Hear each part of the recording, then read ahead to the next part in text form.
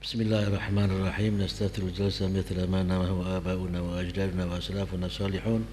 الله يدخل نياتنا في نياتهم وعملنا في أعمالهم وأخلاقنا في أخلاقهم على هذه النية وعلى كل نية صالحة جامعة شاملة من خيرات الدنيا والآخرة وإلى حضرة النبي سيدنا محمد صلى الله عليه وسلم. الفاتحة. أعوذ بالله من الشيطان الرجيم. الحمد لله رب العالمين الرحمن الرحيم مالك يوم الدين إياك نعبد وإياك نستعين صراط الذين أنعمت عليهم غير المغضوب عليهم ولا الضالين آمين. بسم الله الرحمن الرحيم. رضي الله عنكم. وقال رضي الله عنه كتاب أسرار الحج ومهماته. بسم الله الرحمن الرحيم. الحمد لله الذي جعل كلمة التوحيد لعباده حرزا وحسنا وجعل البيت العتيق مثابة للناس وأمنا وأكرمه بالنسبة إلى نفسه تشريفا وتخصيصا ومنا وجعل زيارته والطواف به حجابا بين العبد وبين العذاب ومجنا. والصلاة على محمد النبي الرحمة وسيد الأمة وعلى آله وصحبه قادة الحق وسادة الخلق وسلم تسليما كثيرا. أما بعد، فإن الحج من بين أركان الإسلام ومبانيه عبادة العمر وختام الأمر وتمام الإسلام وكمال الدين. فيه أنزل الله عز وجل قوله: اليوم أكملت لكم دينكم وأتممت عليكم نعمتي ورضيت لكم الإسلام. وفيه قال صلى الله عليه وسلم: من مات ولم يحج فليمت إن شاء يهوديا وإن شاء نصرانيا. فعظم بعبادة يعدم الدين بفقدها الكمال ويساوي تاركها اليهود والنصارى في الضلال.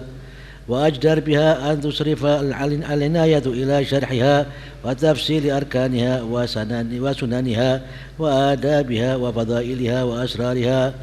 وجملة ذلك ينكشف بتوفيق الله عز وجل في ثلاثة أبواب. الباب الأول في فضائلها وفضائل مكة والبيت العتيق وجمل أركانها وشرائط وجوبها. الباب الثاني في أعمالها الظاهرة على الترتيب من مبدأ السفر إلى الرجوع. الباب الثالث في آدابها الدقيقة وأسرارها الخفية وأعمالها الباطنة. فلنبدأ بالباب الأول في فضائلهما وفضائل مكة والبيت العتيق وجمل أركانها وشرائط وجوبها. وفيه فصلان: الفصل الأول في فضائل الحج وفضيلة البيت ومكة والمدينة حرسهم الله وشد الرحال إلى المشاهد العظام. فضيلة الحج قال الله تعالى: وأذن بالناس بالحج يأتوك رجالا وعلى كل ضامر يأتين من كل فج عميق. قال قتادة: لما أمر الله عز وجل إبراهيم عليه السلام أن يؤذن في الناس بالحج نادى: يا أيها الناس إن لله بيتا فحجوه. وقال تعالى: ليشهدوا منافع لهم. قيل: التجارة في الموسم والأجر في الآخرة. ولما سمع بعض السلف هذا قال: غفر لهم ورب الكعبة إلى آخر ما قال.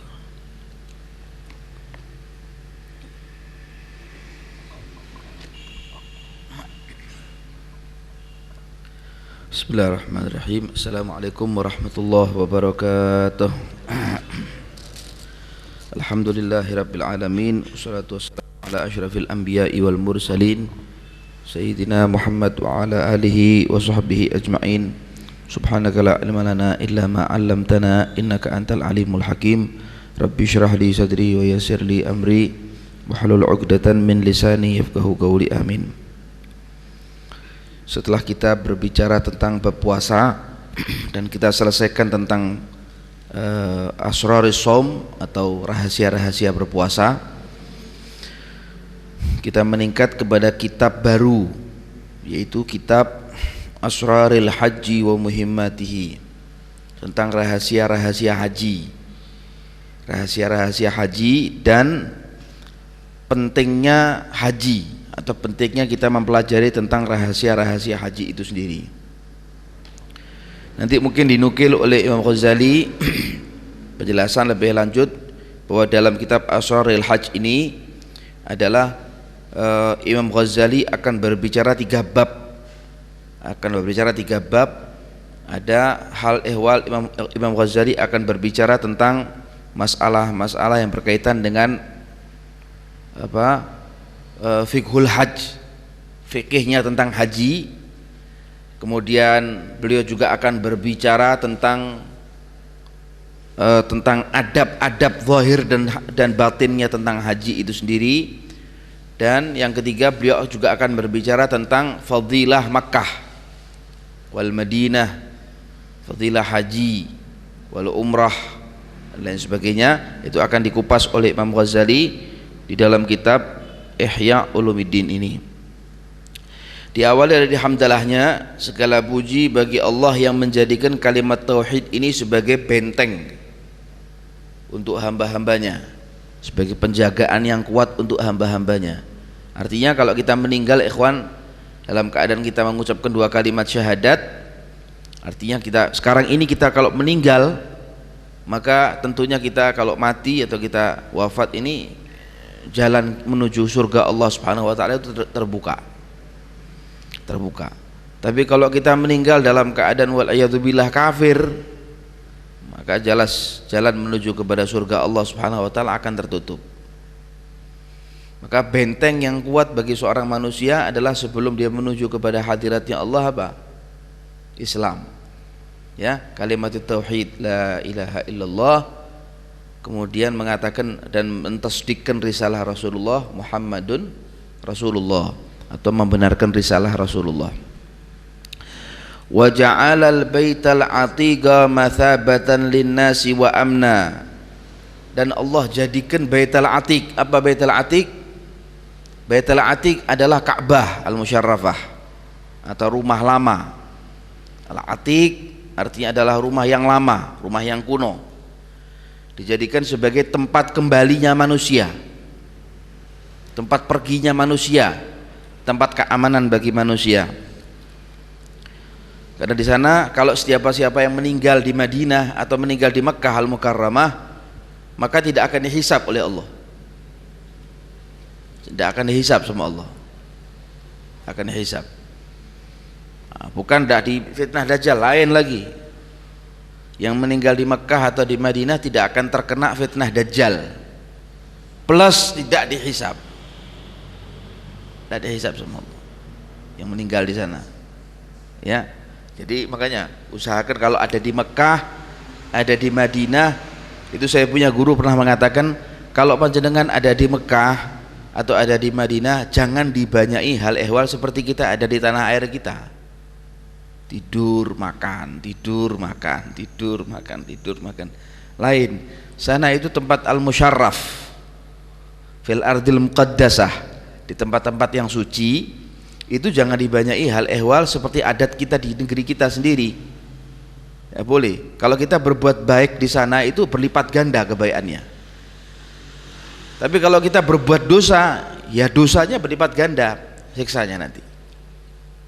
Ya, istilahnya menurut apa yang kita kerjakan. Wa akramahu bin nisbah ila nafsihi tashrifan wa takhsisan wa manan. Dikatakan bahwa kenapa Baitul Atiq seperti Mekkah itu dimuliakan oleh Allah, karena sifat kemuliaan Mekkah itu dinisbatkan oleh Allah terhadap dirinya atau kepada dirinya dengan apa? Dengan berbagai macam penghormatan, pengkhususan dan anugerah.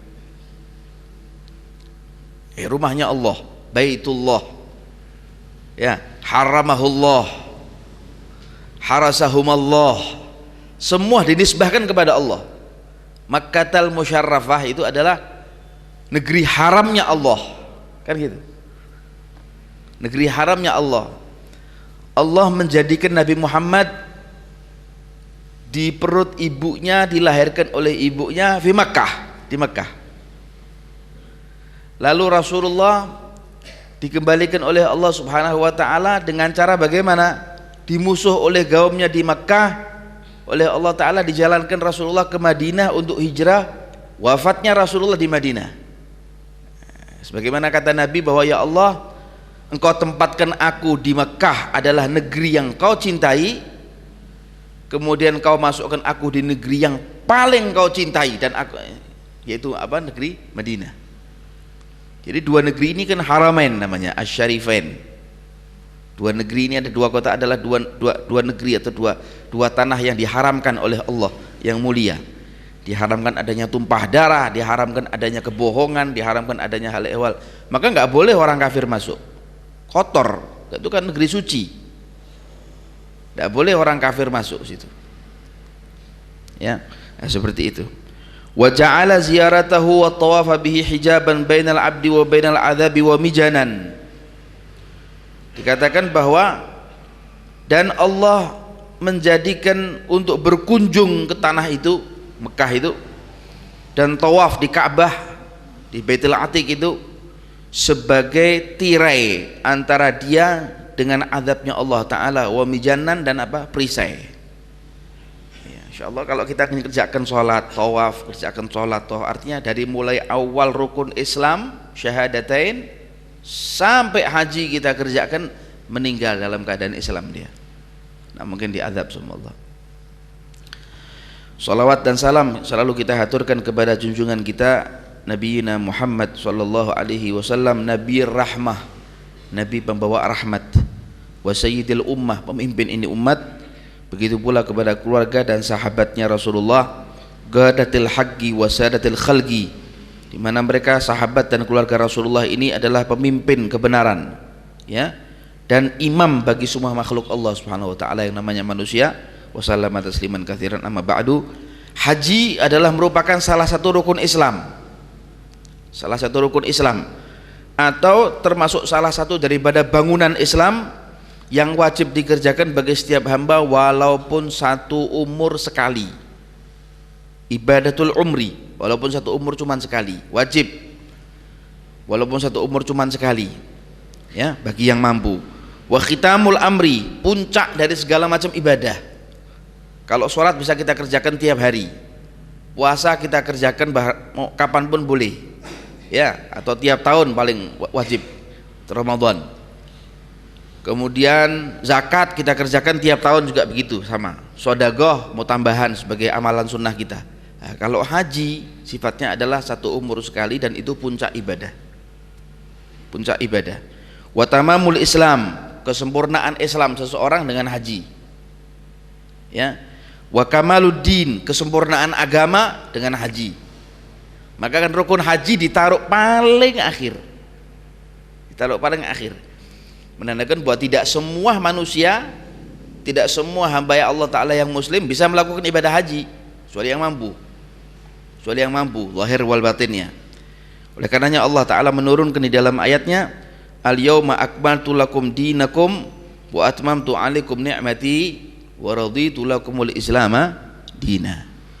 Hari ini aku sempurnakan untuk kalian agama kalian, dan aku telah sempurnakan juga atas kalian nikmat-nikmatku, serta aku ridha kepada kalian bahwa Islam sebagai agamamu, ya.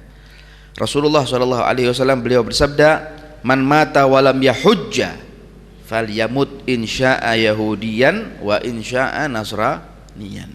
Barang siapa yang mati dan dia belum melaksanakan ibadah haji padahal dia mampu, ya, maka matilah dia. Bila dia mau mati dalam keadaan Yahudi, dia mati Yahudi. Jika dia mau mati dalam keadaan Nasrani, dia mati dalam keadaan kafir atau Kristen. Artinya orang yang mampu haji nggak mau haji, umurnya apa, wajibnya kan cuma sekali dalam seumur hidup, haji, kerjakan ibadah haji. Tapi kalau dia tidak mau seperti itu, maka dia waliyadzubillah matinya dalam keadaan tidak diridhai oleh Allah. Fa'adzim bi ibadatin yu'dimuddin bi faqdihal kamal. Dikatakan bagaimana, lihatlah, sungguh agung satu ibadah kepada Allah Subhanahu wa taala, di mana agama ini tidak dinilai sempurna kalau tidak ada satu ini.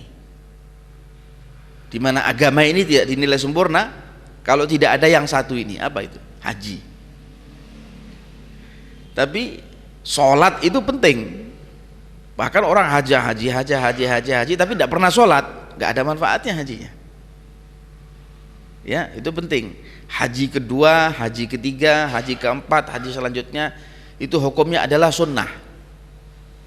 Sunnah.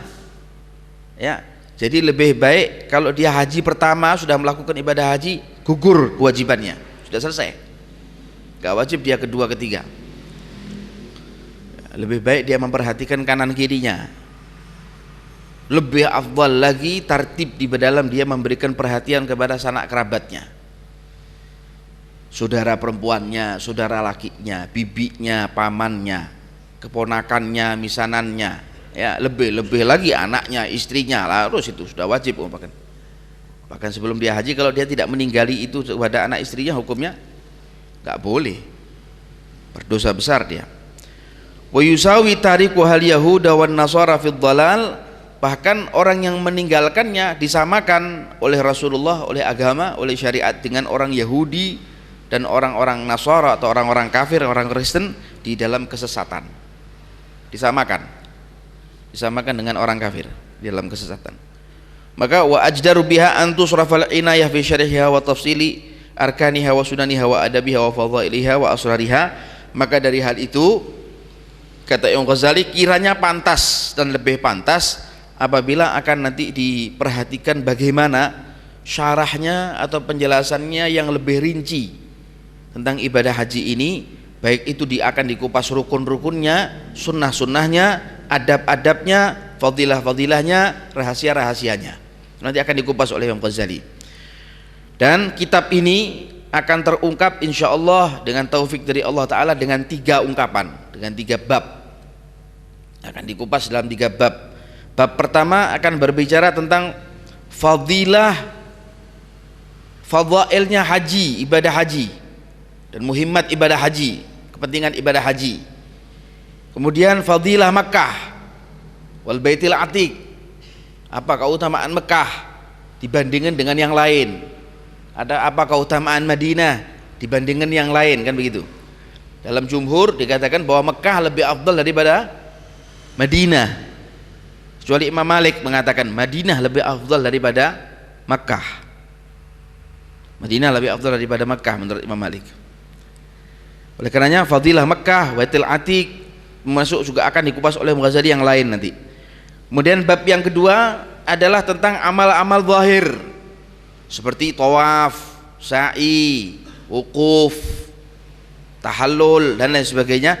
Nanti akan dikupas oleh Imam Ghazali dari mulai berangkat min mabda'is safar, dari mulai kita berangkat dari rumah menuju ke embarkasi, dari embarkasi menuju kepada ya tempat pesawat untuk naik kemana, ke Jeddah, sampai berada kita di tempat di mana kita berada di fil ardil mugaddasah, min mabda'is safar ila rujuk, sampai dia pulang bahkan ke tanah airnya kembali.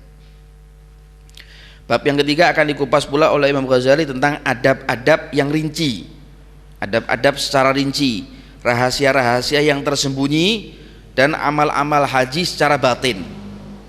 Amal-amal haji secara batin. Kalau amal-amal haji secara zahir sudah dikupas oleh para fuqaha dalam kitabnya fikih haji dan lain sebagainya, dalam kitabnya Ibnu Hajar dan lain sebagainya.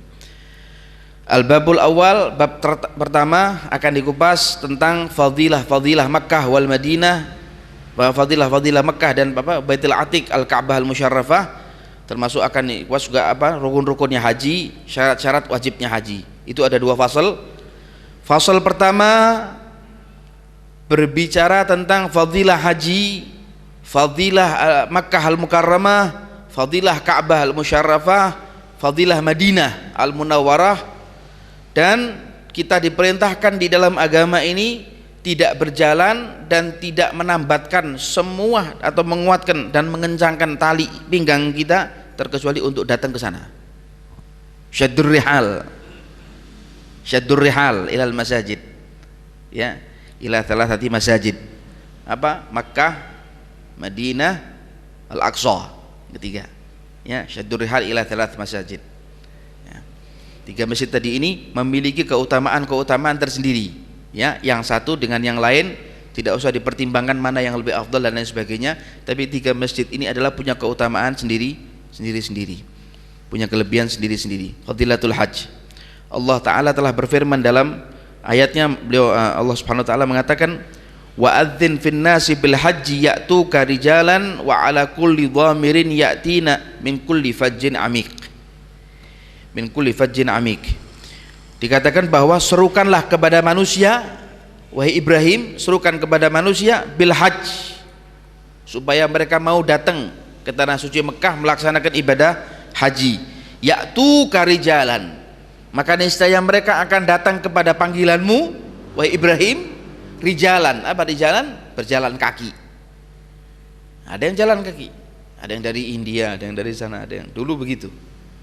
Ya, sekarang sudah ada pesawat, sudah ada mobil. Ya. Ya'tuka rijalan wa ala kulli dhamirin, dan sebagian dari mereka mengendarai unta-unta yang kurus. Wa ala kulli dhamirin, sebagian dari mereka mengendarai unta-unta yang kurus. Kenapa kok dipilih unta kurus, Ustaz? Kalau unta gemuk nggak bisa lari, maka dia dipilih unta yang kurus dalam Quran ini. Wa ala kulli dhamirin, dipilih unta-unta yang kurus karena unta kurus itu cepat kalau lari. Bukan kurus berarti dia ringkih atau lemah, bukan. Kurus supaya dia cepat untuk berlari. Ya'tina min kulli fajjin amiq, di mana mereka akan mendatangi dari segala penjuru di semua seantero dunia ini, datang ke Mekah, disedot. Jadi kayak punya magnet, Ka'bah itu punya magnet yang kuat, semua datang ke sana. Maka Al-Imam Al-Qatadah, ya, seorang mufassir, beliau mengatakan ketika Allah perintahkan kepada Nabi Allah Ibrahim alaihissalam an yu'adzin finnas, apa yu'adzin? Untuk menyerukan kepada manusia agar mereka melakukan ibadah haji. Nada, Ibrahim berseru. Ya, makanya di situ kan Nabi Allah Ibrahim alaihissalam berkata kepada Allah, ya Allah, sampai di mana aku punya suara ketika aku menyerukan kepada manusia dan anak turunku kelak, mereka nanti ada di mana? Ada yang di Afrika, ada yang di Asia, ada yang di mana-mana. Apakah suaraku sampai ke telinga mereka, ya Allah? Allah hanya mengatakan, engkau hanya bersuara saja, nanti aku yang menyampaikan. Kau hanya bersuara saja, nanti aku yang menyampaikan. Makanya kita dalam dakwah itu apa? Dalam dakwah itu kita suruh ngomong tok gini. Nanti mau diterima atau tidak diterima itu Allah urusannya. Yang penting kita dalam menyampaikan ikhlas. Insya Allah kalau ikhlas sampai ke dalam hati, insya Allah. Jangan punya tendensi apa-apa, jangan kepingin dipuji. Dalam dakwah begitu, jangan kepingin dipuji, jangan takut dicaci, jangan kepingin dapat amplop dan lain sebagainya. Sudah, itu tinggalkan itu. Kalau sudah tendensinya ke sana, niatnya ke sana, karepnya dia ke sana, sudah tidak dapat apa-apa. Manusia keluar dari masjid, dari majelis, kosong hatinya. Ya. Maka Nabi Allah Ibrahim alaihissalam hanya berseru, ya ayyuhannas, inna lillahi baitan fahujjuh. Wahai manusia, Allah itu punya rumah di Mekah ini, namanya Ka'bah, rumah rahmat itu artinya. Fahujjuh, datangilah Ka'bah Allah ini, lakukan ibadah haji. Allah subhanallah, panggilan. Jenengan sekarang kalau datang surat dari perusahaannya, insyaallah tahun ini panjenengan melakukan ibadah haji bersama istri, insyaallah. Ya Allah, alhamdulillah, Gusti memanggil saya. Kalau panggilan sebenarnya ya kematian namanya. Ya, ini kan namanya panggilan apa? Panggilan dari seruan Nabi Allah Ibrahim tadi. Ya, seperti itu. Lalu Allah Subhanahu wa taala berfirman dalam ayat yang lain, liyashhadu manafi'a lahum, agar supaya mereka menyaksikan manfaat-manfaat itu untuk mereka. Manfaat, keuntungan itu untuk mereka. Ada yang bilang apa manfaat apa? Yakni sabil ilal Makkah. Ada yang mengatakan sabil ilal Makkah. Manfaatnya adalah ketika mereka berjalan menuju ke Makkah, mereka akan lihat segala macam keajaiban di kanan kirinya. Ya, lihat Makkah bagaimana jalannya, tapak tilasnya Rasulullah dari Madinah, dari Mekah ke Madinah. Itu akan kita lihat bagaimana tapak tilasnya. Ada tapak tilasnya. jalan di mana waktu Rasulullah sama Sayyidina Abu Bakar As-Siddiq dari mana? Makkah hijrah menuju ke Madinah, itu ada tapak tilasnya, ada jalan setapak. Nah, ya, nanti segala macam apa dari hal ehwal yang ada di Mekah, termasuk apa namanya, Gua Hira, ada Gua Thur. Di Madinah, dekat Madinah nanti ada Jabal Uhud, ada daerah Badr, ada Tabuk, ada Bi'rus Syifa, di mana Rasulullah pernah menepuk begini tangannya, keluar mancar air, mancar air. Yang kiri ditepuk sama Rasulullah, mancar air yang lain lagi. Yang ini buat minumnya orang, yang ini buat minumnya binatang. Mancar air. Itu mukjizah dari Allah Subhanahu wa taala yang diberikan kepada seorang nabi dan kekasihnya. Ada yang mengatakan at-tijarah fil mausim wal ajru fil akhirah. Ada yang bilang supaya mereka menyaksikan keuntungan-keuntungan itu yang datangnya dari Allah buat hamba-hambanya, yaitu kita manusia. Apa itu?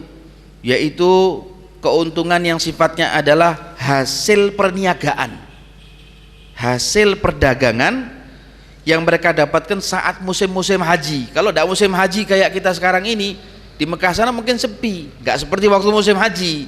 Ya sepinya Ustadz, sepinya seperti hall di sini. Ya sepinya itu, sepinya. Kalau sudah musim haji di mana-mana datang.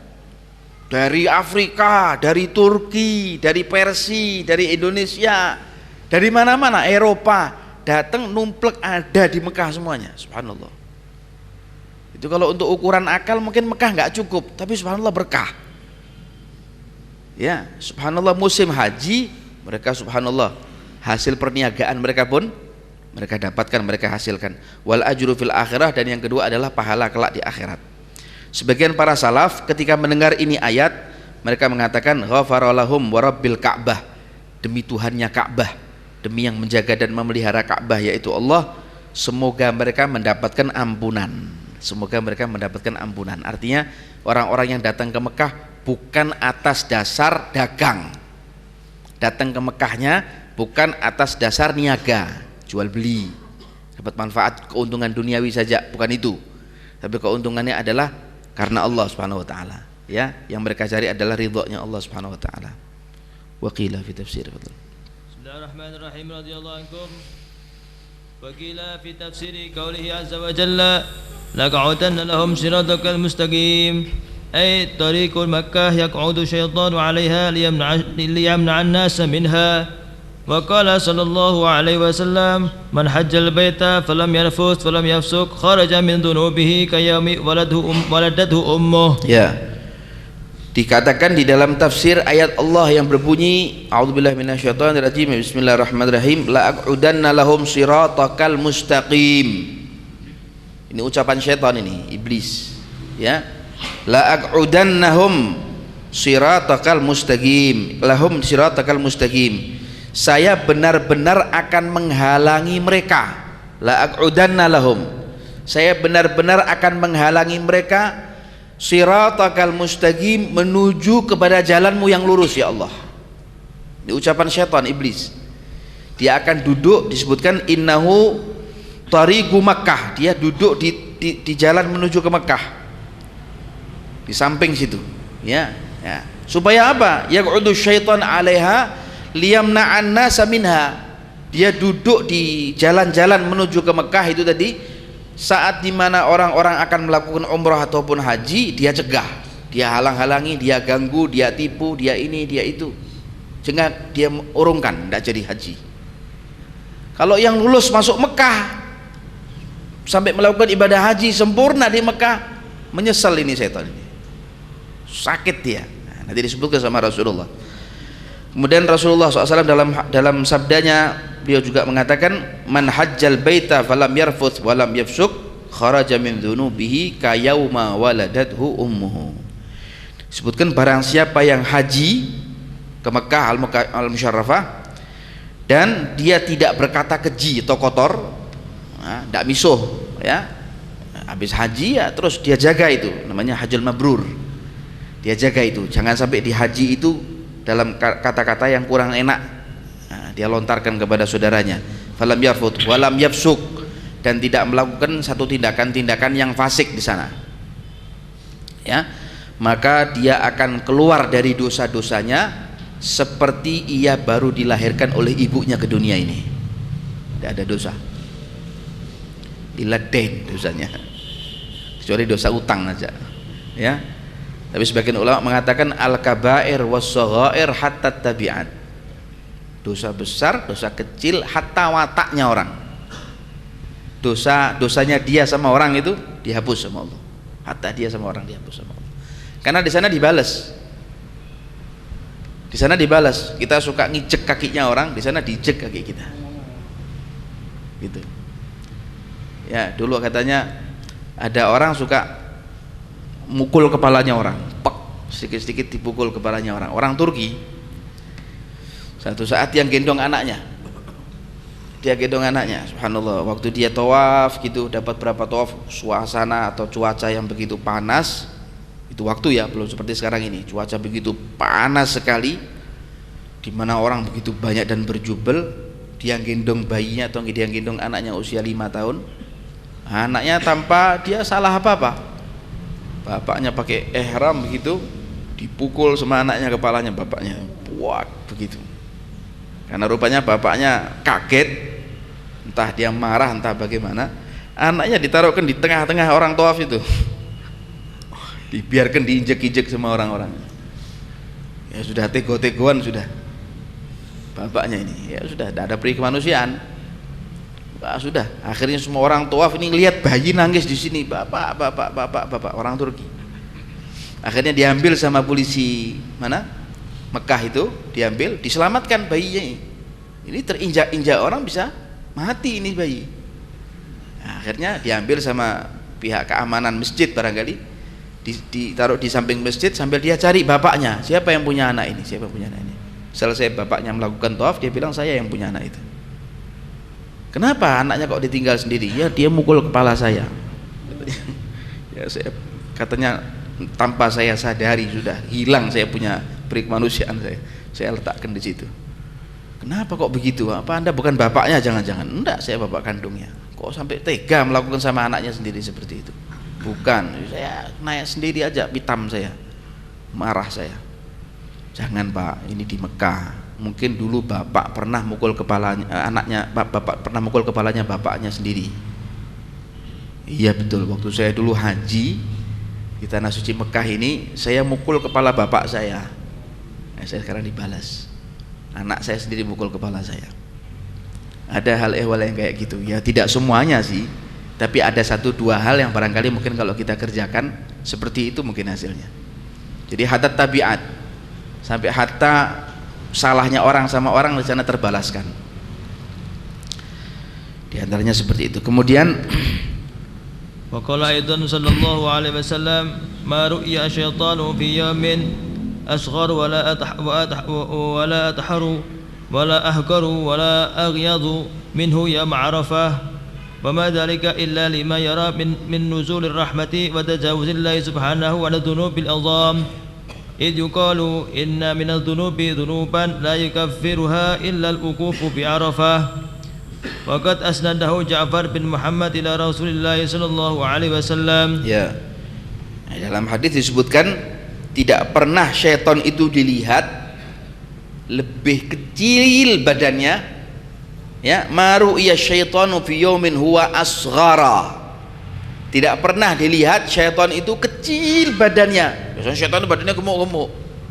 Ini kecil badannya, ya. Wala adhar, tidak terhina, tidak terjungkal, tidak dongkol. Tidak pernah dilihat seperti itu. Selalu ketawa. Ketawa karena dia berhasil menggoda anak manusia, supaya anak manusia dijerumuskan sama Allah ke dalam jahanam bersama dengan dia. Ini adhar. Wala adhara, tidak pernah dilihat bahwa dia tubuhnya itu lebih dongkol, ya. Wala ahgar, lebih hina. Wala aghyad, lebih muram, marah mukanya, sedih, susah. Kata Rasulullah, ketimbang ketika syaitan itu dilihat setelah orang-orang ini menjalankan ibadah haji di Bukit Arafah, setelah mereka wukuf. Jadi kalau mereka sudah berhasil wukuf di Arafah, ada di Bukit Arafah, mereka mohon kepada Allah Ta'ala dengan berdoa dan munajat di sana, kelihatan syaitan itu muram, sedih, gundah, kurus badannya, sakit-sakitan lagi. Nah, seperti itu, ya.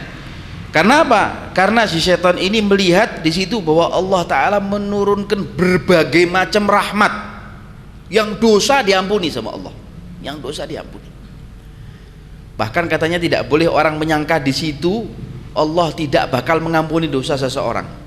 Bahkan itu dosa yang paling besar adalah dosa di mana orang menyangka bahwa Allah tidak akan mengampuni dosanya. Di Bukit Arafah itu dosa yang paling besar.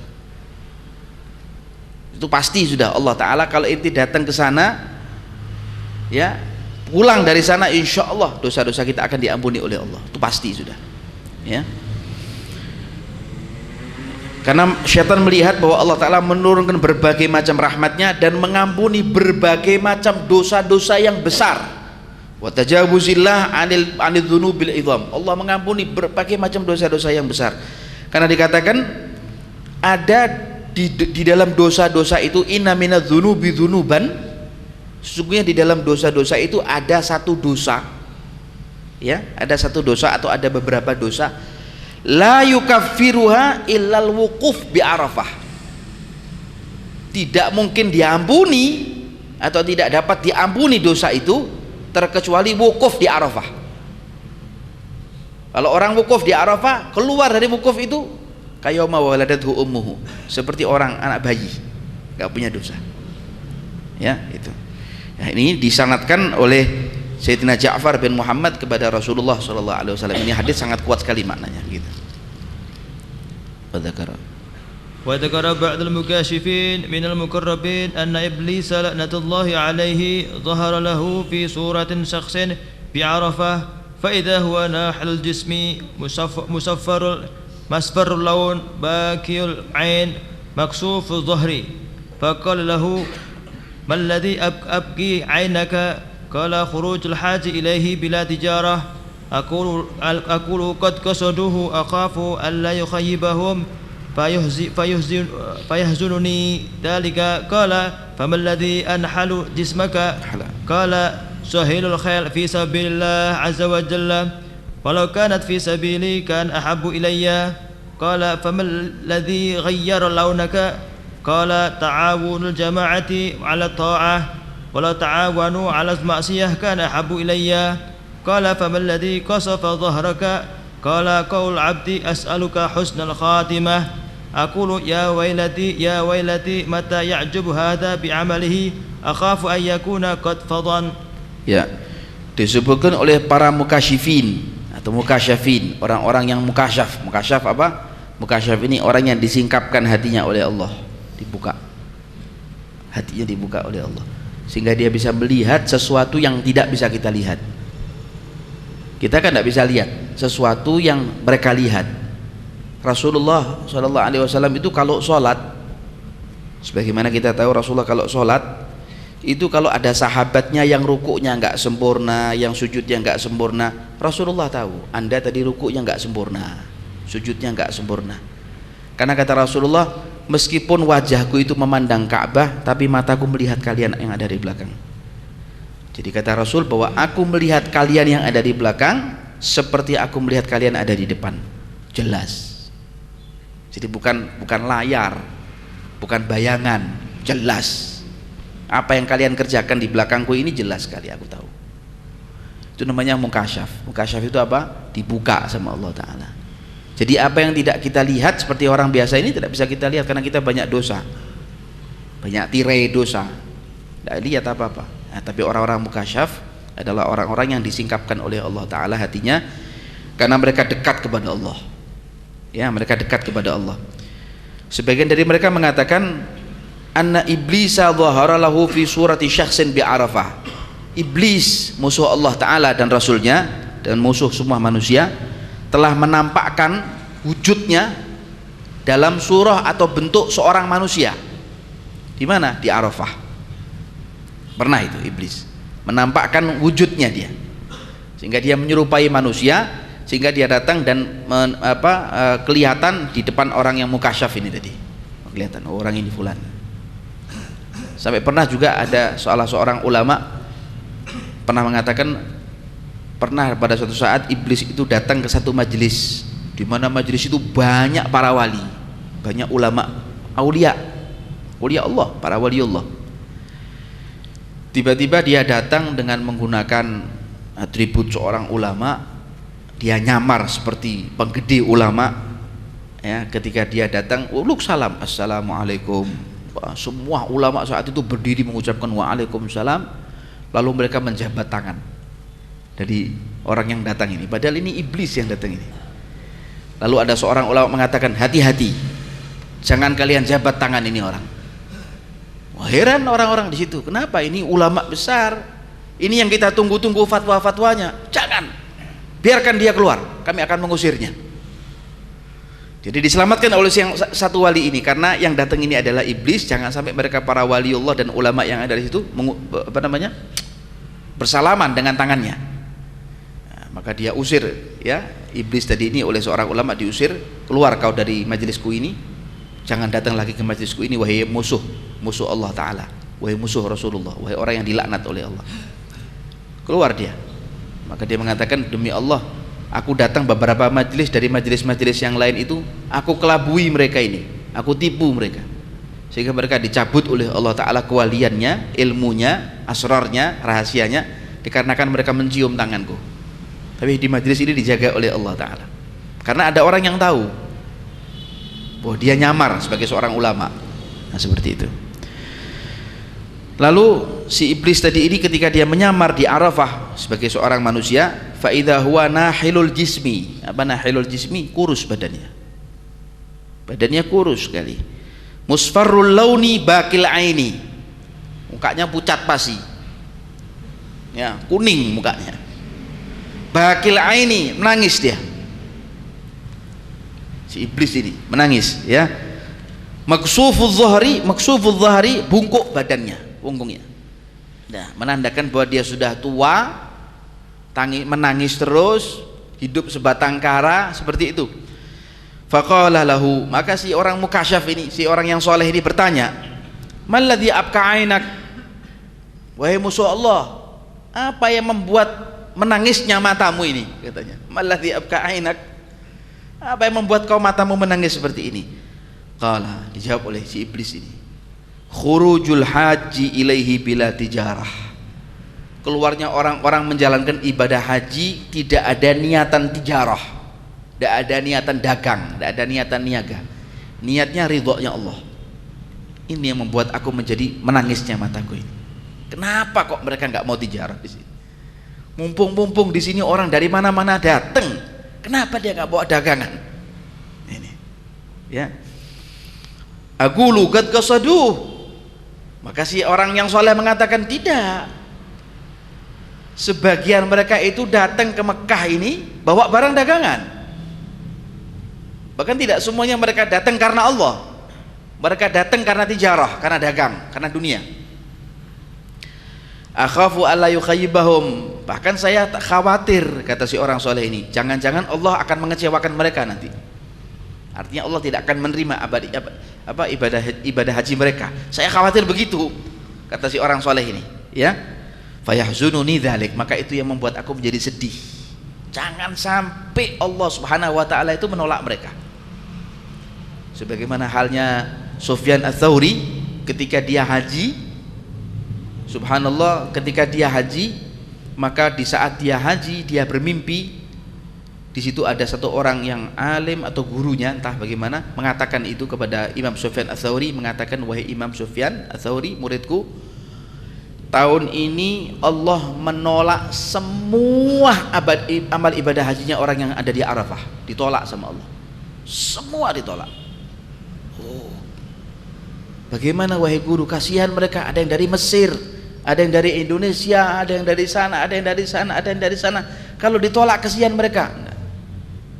Berapa orang yang ada ini? Ya kira-kira 600.000 orang waktu itu. Sitami'a alaf nafar, 600.000 orang yang haji waktu itu. Tapi katanya gurunya, karena 6 orang yang ada di Arafah ini adalah orang soleh termasuk kamu, maka yang 600.000 semua dikatrol sama Allah, ditolong, diterima semua amal ibadah haji. Makanya kalau mau haji atau mau umrah itu datangi orang-orang ulama, datangi orang-orang soleh. Kalau punya dosa dengan keluarganya atau dengan masyarakatnya atau dengan kaumnya atau dengan bawahannya, minta maaf dulu, baru dia melaksanakan ibadah haji ke sana. Ya. Kemudian si orang soleh ini bertanya lagi kepada iblis itu, famal ladzi anhala jismak, wahai iblis, musuh Allah, apa yang membuat badanmu menjadi kurus kayak gini? Kenapa badanmu biasanya gemuk, sehat, kau sekarang kurus, kering, nggak makan sama sekali?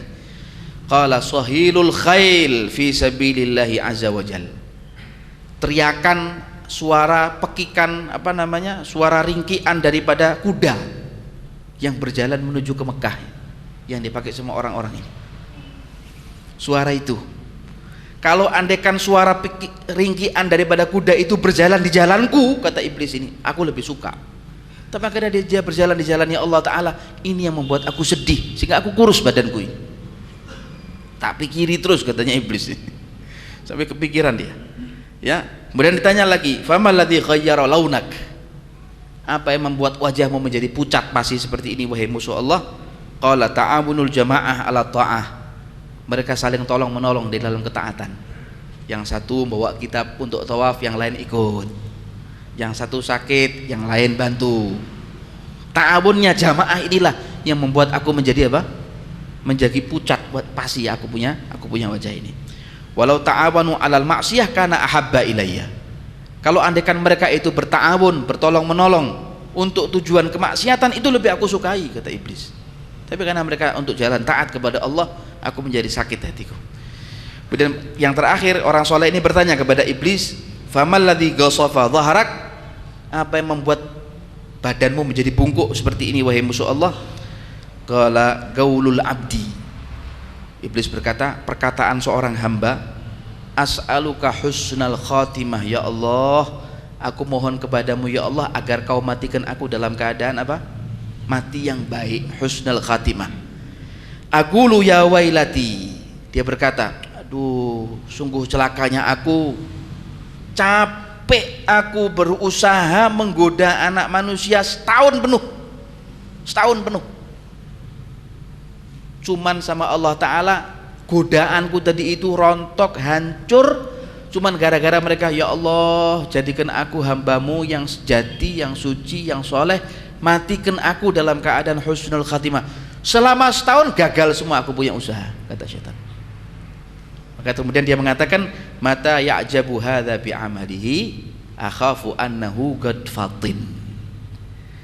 Dikatakan kapan orang ini mau takjub dengan amalnya. Orang takjub dengan amalnya itu begini, saya sudah punya usaha karya, oh ini buatan saya, oh ini loh buatan saya, loh buatan saya. Ya'jab bi amalnya, heran sendiri dengan karyanya.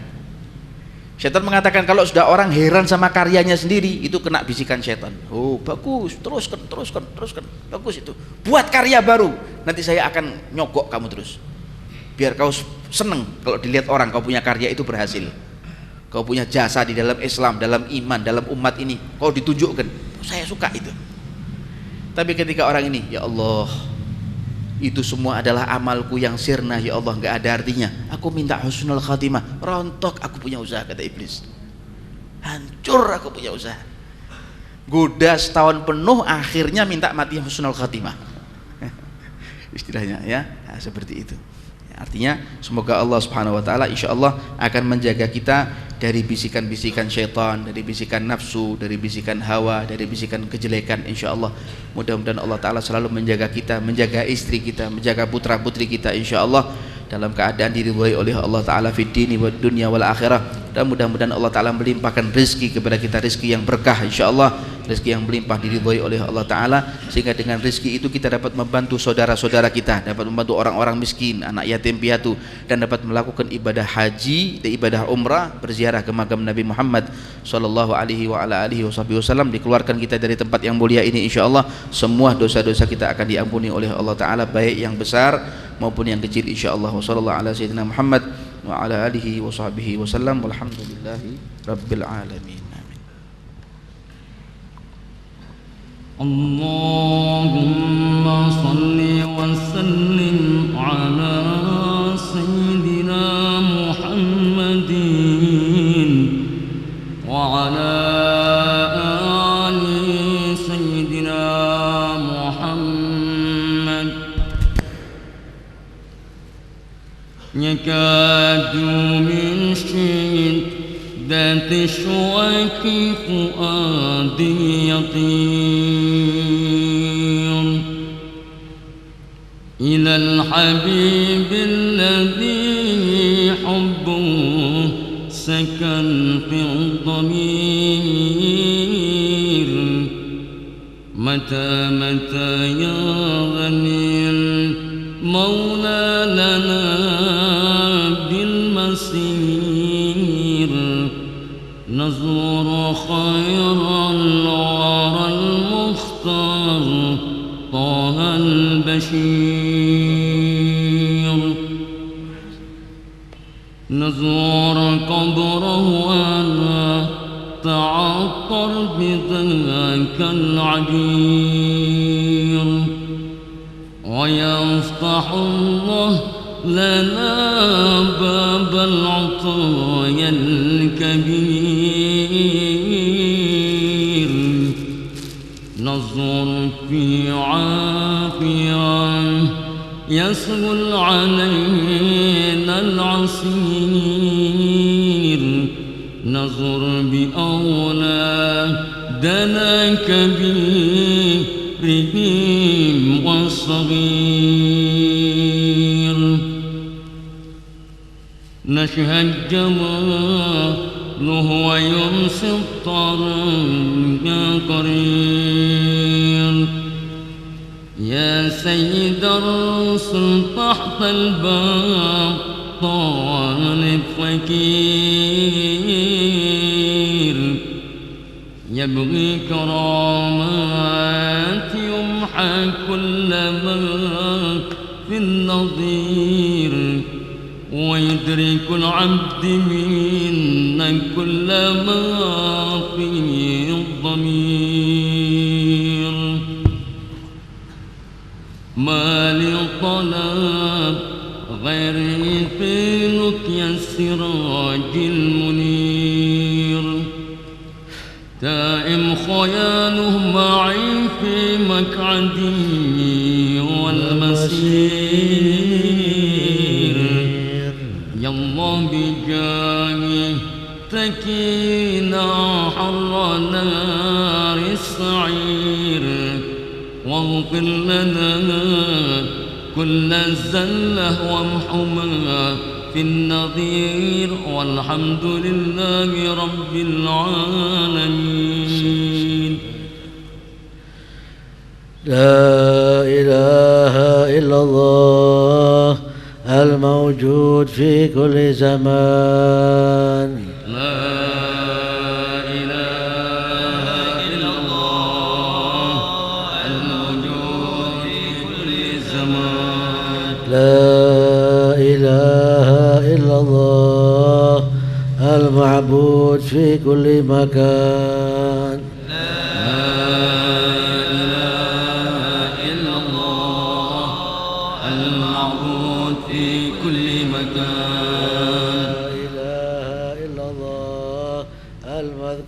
بكل لسان. لا إله إلا الله المذكور بكل لسان. لا إله إلا الله المعروف بالإحسان.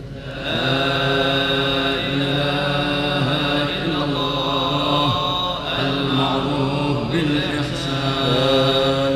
لا إله إلا الله كل يوم هو في شأن.